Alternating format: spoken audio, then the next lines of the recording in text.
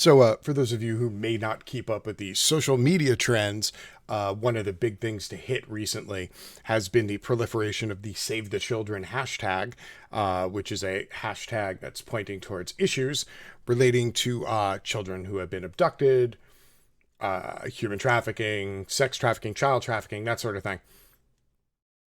And you would think any attention that you bring to that would be a positive.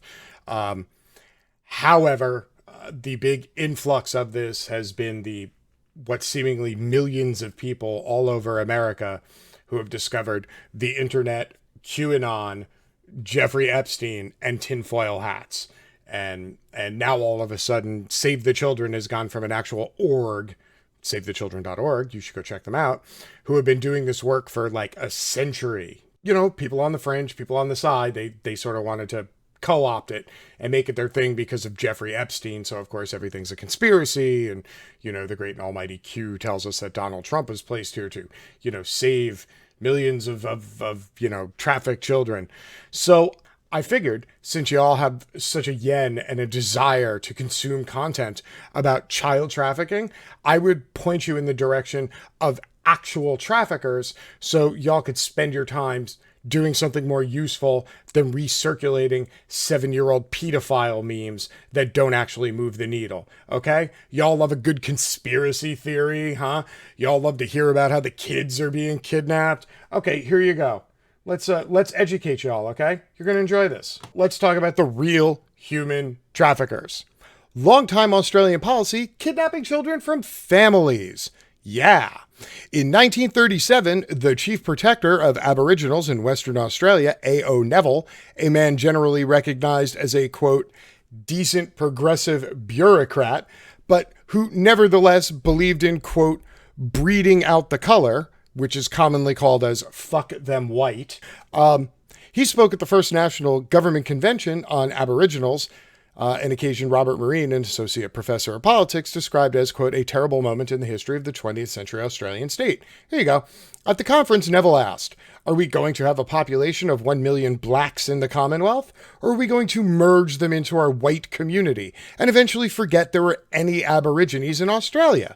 The key resolution at the conference, the destiny of race, passed unanimously, called for the total absorption into the white community of all non-full-blooded Aborigines, taking part Aboriginal children from their mothers and families by force was part of this ambition.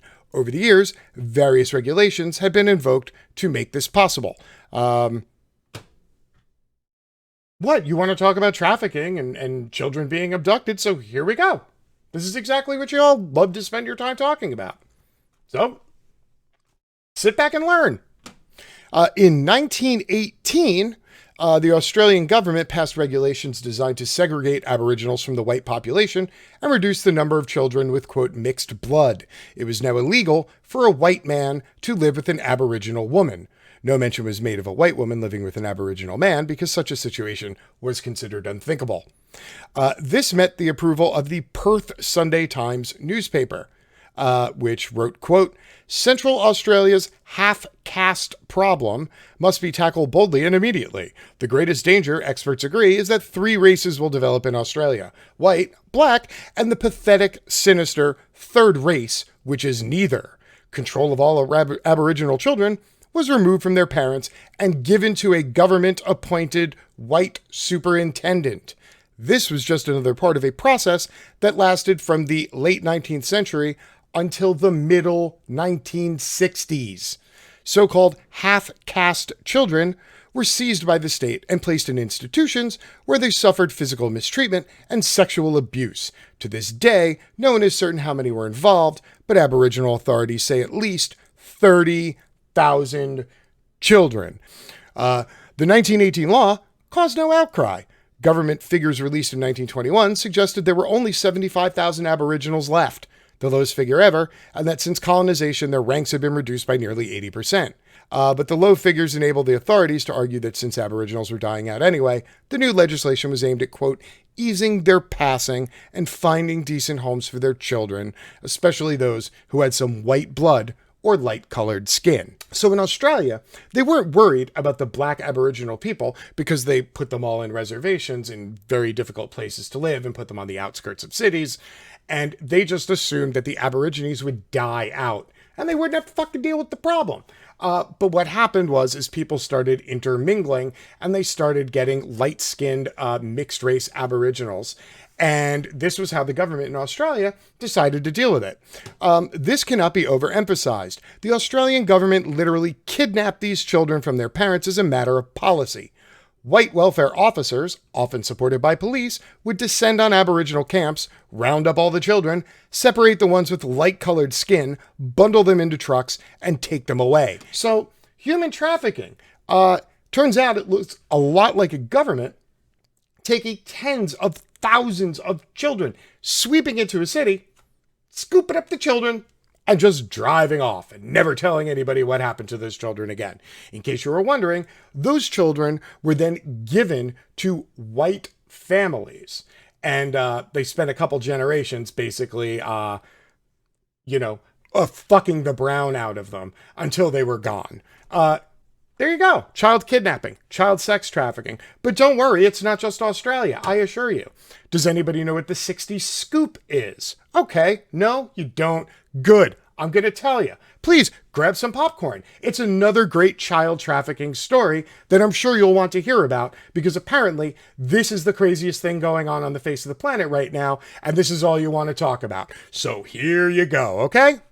The 60s scoop is the catch-all name for a series of policies enacted by provincial child welfare authorities starting in the mid-1950s, which saw thousands of Indigenous children taken from their homes and families, placed in foster homes, and eventually adopted out to white families from across Canada and the United States. These children lost their names, their languages, and a connection to their heritage. Sadly, many were also abused and made to feel ashamed of who they were. Non-Indigenous child welfare authorities began apprehending Indigenous children long before the 1960s, but this organized, concerted effort to remove Indigenous kids from their homes kicked off in 1965. The practice continued through the 70s and well into the 1980s, lest anybody think this is ancient history. Okay?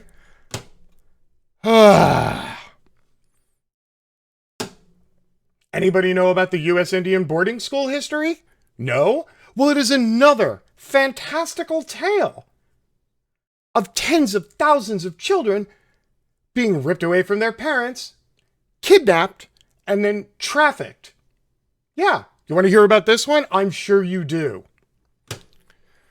Beginning with the Indian Civilization Act Fund of 1819 and the Peace Policy of 1869, the United States, in concert with and at the urging of several denominations of the Christian Church, adopted an Indian boarding school policy expressly intended to implement cultural genocide through the removal and reprogramming of Native American, Alaskan Native children to accompany the systematic destruction of Native cultures and communities. The stated purpose of this policy was to, quote, kill the Indian, save the man.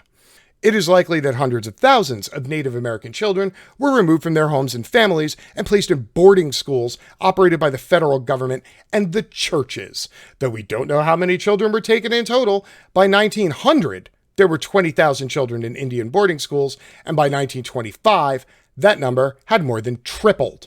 The U.S. Native children that were voluntarily or forcibly removed from their homes, families, and communities were taken to schools far away, where they were punished for speaking their native language, banned from acting in any way that might be seen to represent the tradition or cultural practices, stripped of traditional clothing, hair, and personal belongings and behaviors reflective of their native culture.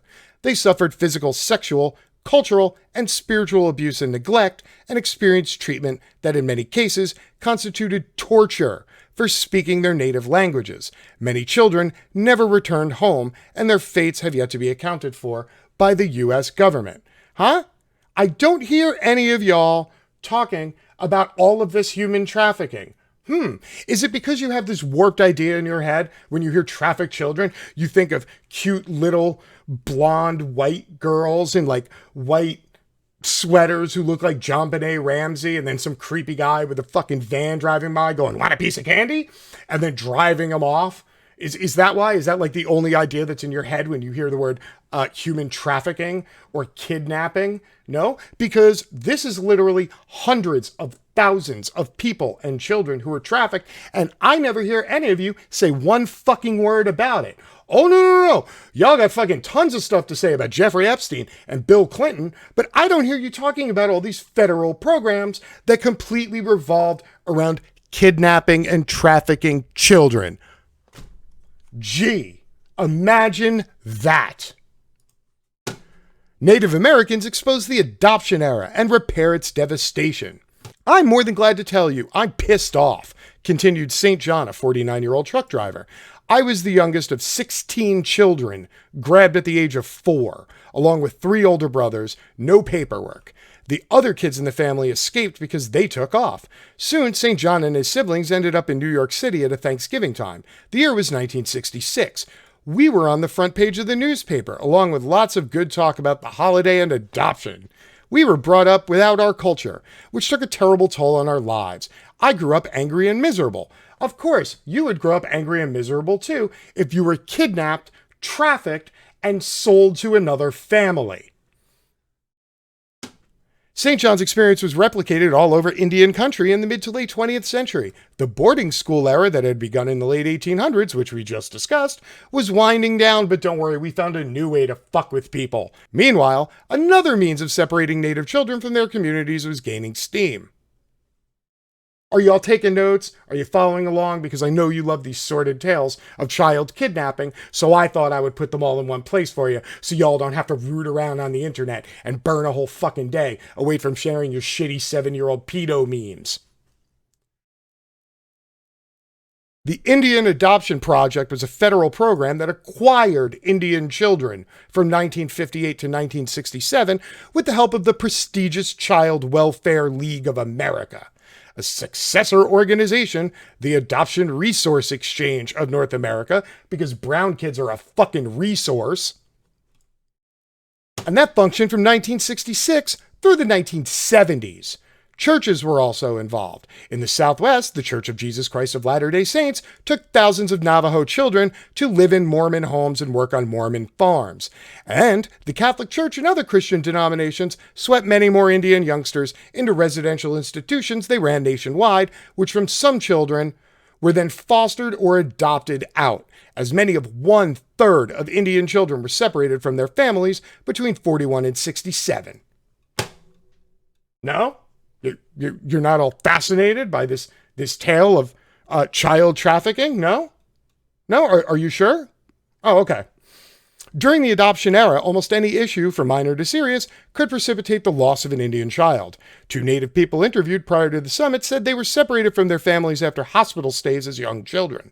One for a rash, the other for tuberculosis. A third was seized at his babysitter's home. When his mother tried to rescue him, she was jailed. A fourth recalled that he was taken after his father died, though his mother didn't want to give him up.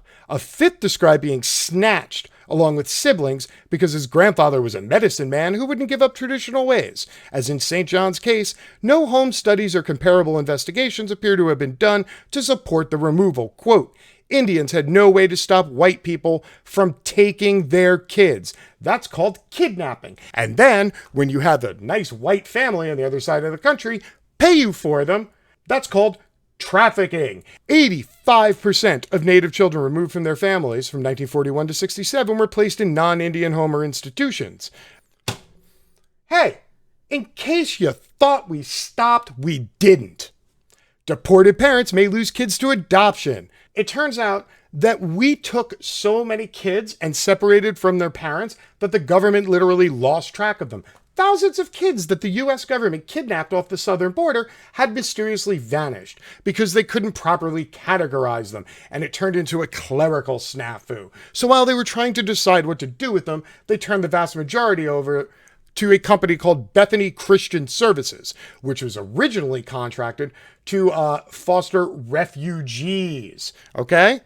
This company is an extremely religious organization that only adopts out children to white heterosexual Christian families, even though there's something like 400,000 kids in the US adoption system that currently are going unadopted.